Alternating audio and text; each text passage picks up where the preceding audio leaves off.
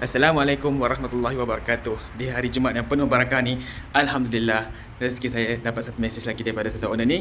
Dia minta saya sewakan rumah teres corner lot dia. So, saya terus nak pergi buat site visit. Nanti saya sambung kat video ni, okay? Bye. Okay, saya dah sampai kat rumah yang nak sewa ni. Rumah ni dekat Taman Jaya Baru, Ceras. Rumah double story corner lot. 4 bilik, 3 bilik air. Rumah ni dalam ni cantik, nanti saya masukkan gambar. So sewa 2,600.